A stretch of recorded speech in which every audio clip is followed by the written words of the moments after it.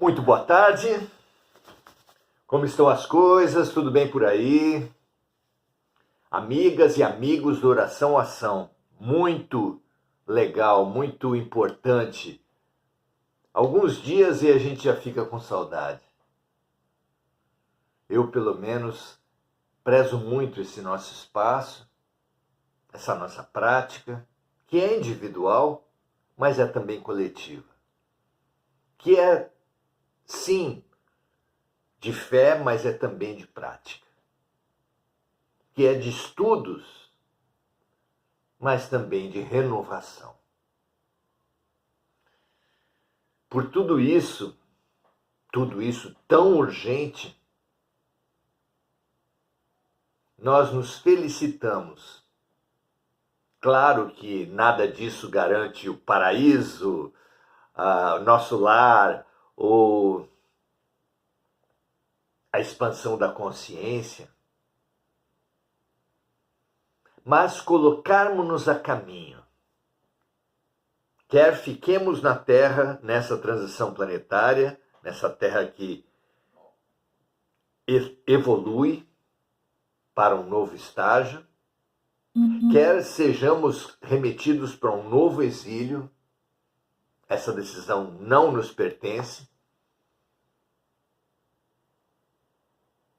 Saibamos que cada um de nós será colocado no ambiente pedagógico mais adequado à sua evolução.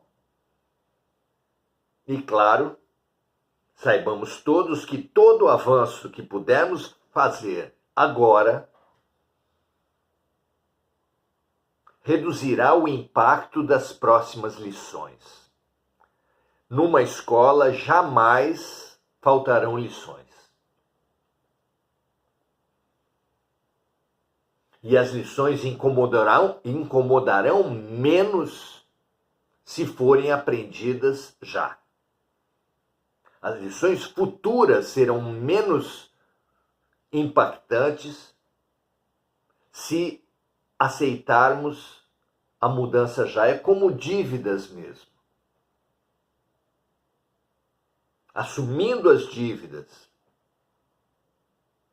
focando a vida no pagamento dessas dívidas, não seremos surpreendidos por um oficial de justiça que nos exija o pagamento que nós irresponsavelmente deixamos de lado.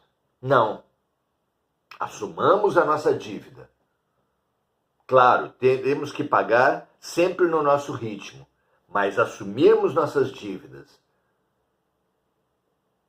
podarmos luxos ou desejos irresponsáveis para pagarmos o que precisamos pagar, para aprendermos o que precisamos aprender, para desenvolvermos o tratamento que nós precisamos para a nossa cura, porque quem é doente tem foco, tem pressa, quem tem fome tem uma meta. Sejamos nós aqueles que têm fome de aprendizado, que anseiam o próprio tratamento, por mais doloroso que seja, pela certeza de estarmos num hospital perfeito e sob um médico maravilhosamente amoroso, competente, exato. Muito prazer em estar com vocês todos. Hoje vamos continuar nossos estudos no campo da arte, situando melhor nosso eixo condutor nessa nova fase do Oração-Ação é o Consolador, livro de autoria espiritual de Emmanuel, através da psicografia de Chico Xavier, que passa em revista todo o conhecimento humano nos seus 3 eixos: ciência, filosofia e religião. E nós, no nosso estudo, já passamos pelas perguntas relativas à ciência, alcançamos as perguntas relativas à filosofia e dentro do campo da filosofia, os amigos fizeram a Emmanuel perguntas relativas à arte. Hoje, nos debruçamos mais precisamente na questão do artista, a alma de artista. Como compreender a subjetividade desses seres tão peculiares que são os artistas? Como compreendermos as riquezas e os riscos do ser artista? Não é fascinante isso? Se nós formos listar, apenas listar, a quantidade de artistas que sucumbiu sob o peso da arte, ou mais propriamente, foi esmagado pelo peso da idolatria, a lista é enorme. Elis Regina, uma dessas criaturas luminosas que foi esmagada pela idolatria, dizia claramente como era terrível para ela ser endeusada por dezenas de milhares de pessoas num show, depois ir para casa e viver intensos, violentos conflitos no campo da conjugalidade, agravados pelo uso de drogas.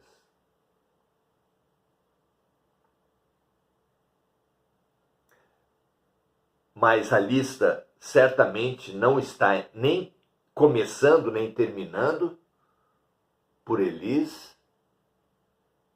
Temos Cássia Eller, temos Elvis Presley, Janis Joplin.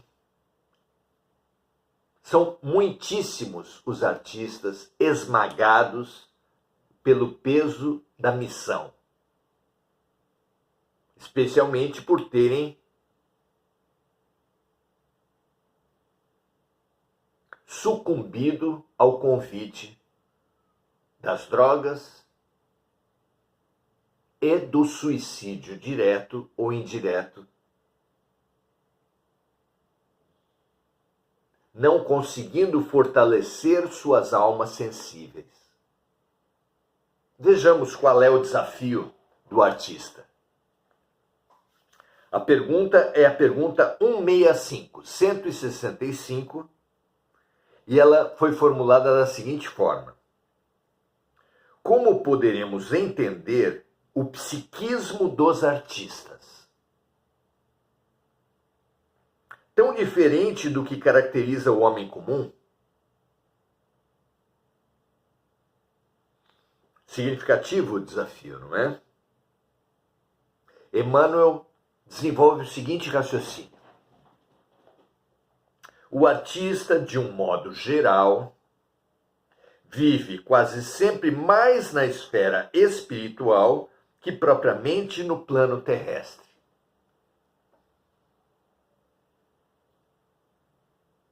Olha que coisa interessante. Lembra-nos essa colocação de Emmanuel da proposição do próprio Chico Xavier, que disse que o médium é um ser interexistente,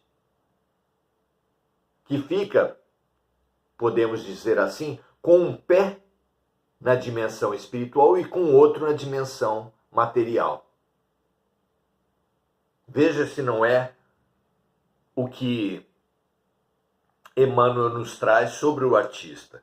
O artista, de um modo geral, vive quase sempre mais na esfera espiritual que propriamente no plano terrestre. Seu psiquismo, continua ele, é sempre a resultante do seu mundo íntimo, cheio de recordações infinitas das existências passadas, ou cheio das visões sublimes que conseguiu apreender nos círculos da vida espiritual, antes da sua reencarnação no mundo.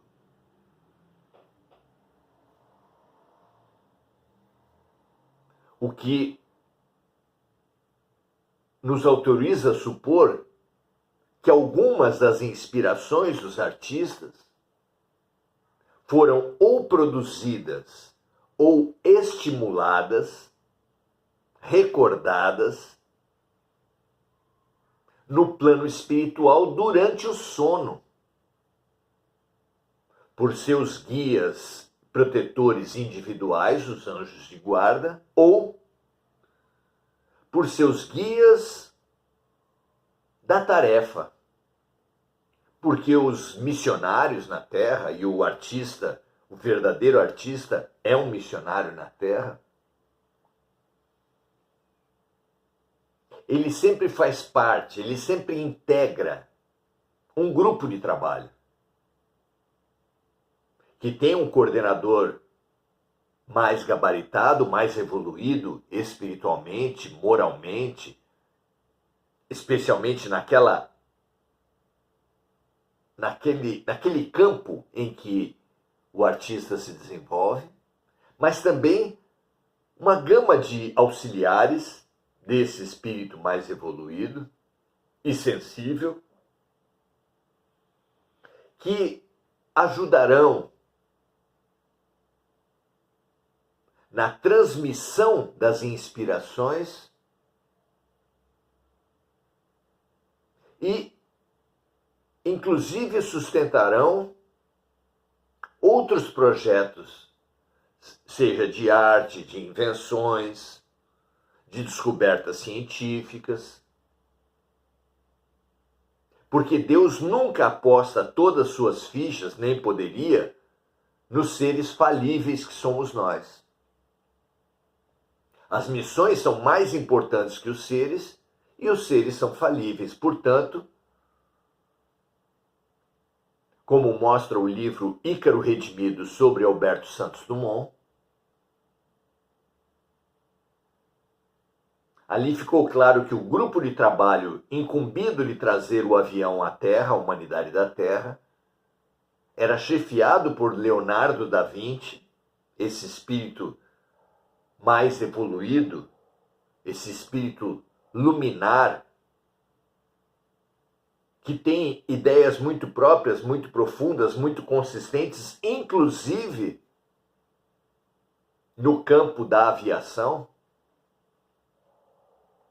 Mas ele se fez cercar dos irmãos Wright, de Alberto Santos Dumont e de outros cientistas, de modo que se um deles se perdesse no advento do avião à Terra, outro tomaria a tarefa. Há informações que o próprio trabalho de Allan Kardec tinha na figura de Leon Denis um substituto, um auxiliar e um substituto no caso de falência de Allan Kardec. Não é interessante? Podemos supor apenas que somente as grandes almas é que são de difícil substituição. Vejam só que interessante vislumbrar um pouco que seja a forma de atuar da luz, a forma de agir de Deus. Não é?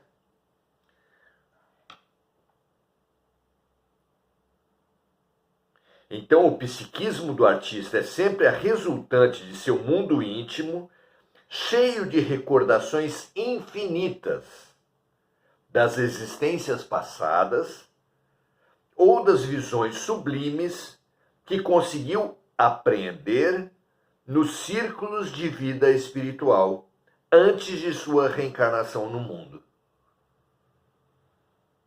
Então, o espírito dos artistas foi preparado antes da sua reencarnação e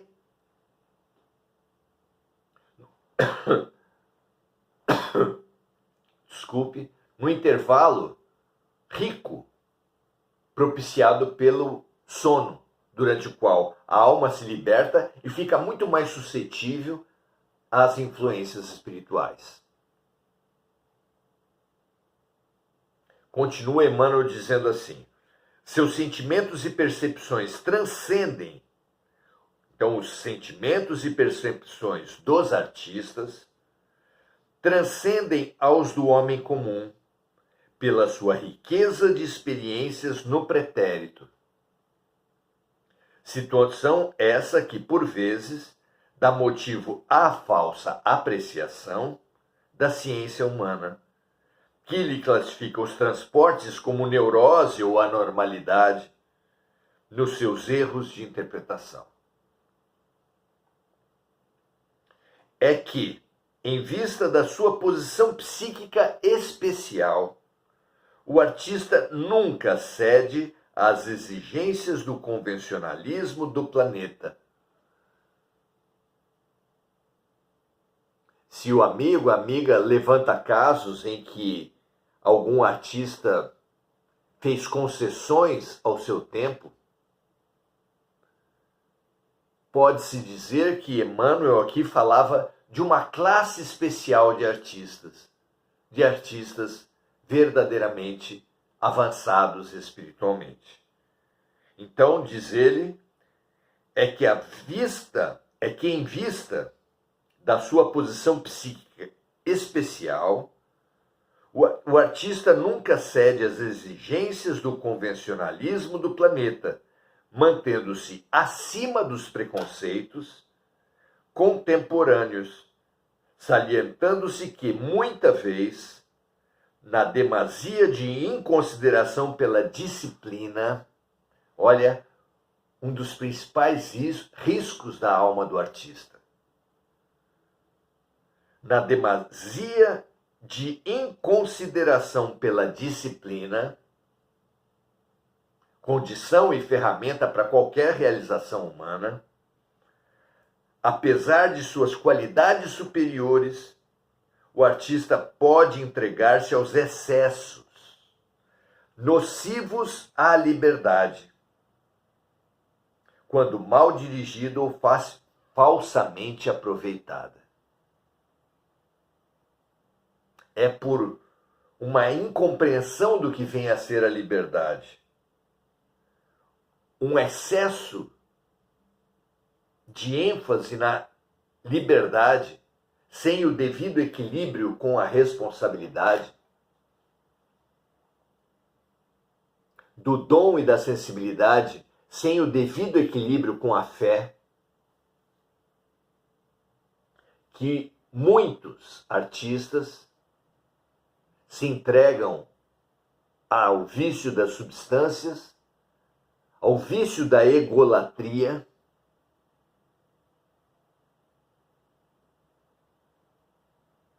ao vício da vaidade,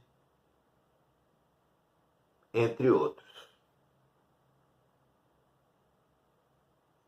Eis porque, termina Emmanuel, em todas as situações, o ideal divino da fé será sempre o antídoto dos venenos morais, desobstruindo o caminho da alma para as conquistas elevadas da perfeição.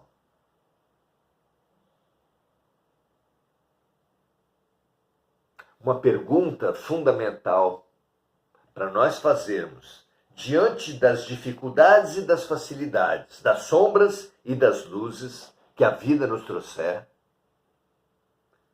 é: o que Deus espera de mim com essa situação? O que Deus está querendo me ensinar? Do que Deus está querendo me curar?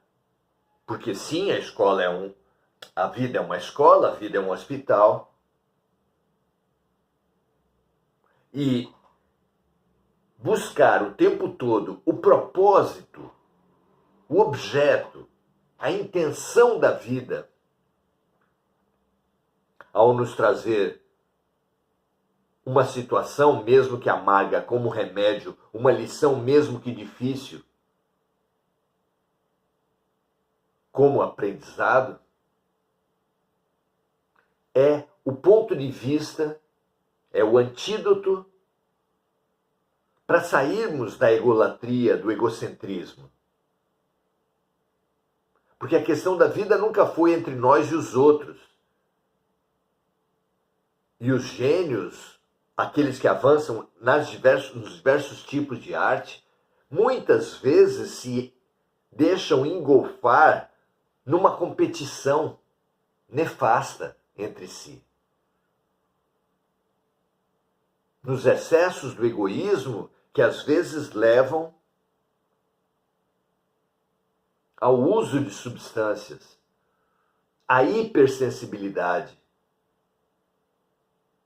como se o artista fosse o centro do mundo. Não é. Nem o artista individualmente, nem a classe artística. Somos todos artistas e não artistas. Alunos da Escola de Deus, a quem cabe, repetimos nós, sempre a pesquisa, o olhar, a perspectiva do ponto de vista maior, perguntando o que Deus está querendo me ensinar, do que Deus está querendo me curar, com essa doença, com essa adversidade, com esse inimigo, com essa situação desafiadora. Situados os fatos dessa forma, sairemos da guerra, do círculo de vinganças mútuas que caracterizam as relações humanas.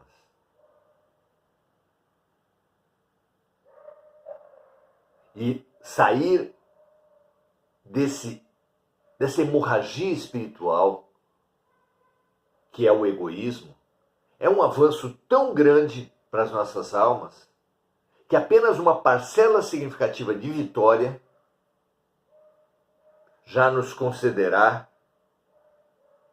uma linda, luminosa entrada no mundo de expiação, no mundo de regeneração que sucederá a esse atual de expiação e provas. Muito bom. Vamos agora saudar os amigos que estão conosco nesse nosso grupo de estudos tão prazeroso, tão necessário para todos nós, colhendo as observações que eventualmente alguém tiver feito. Mônica Silva, sempre lembrando de amigos encarnados e desencarnados, vibrando pelas vítimas dos desastres climáticos e das guerras. Dando seu boa noite a todos, como Enir Cajazeira, Adelaide Dias, Estela Mares, de Oliveira. Um prazer mesmo estar com cada uma de vocês aqui. Que nós nos entreguemos a esses estudos que são sempre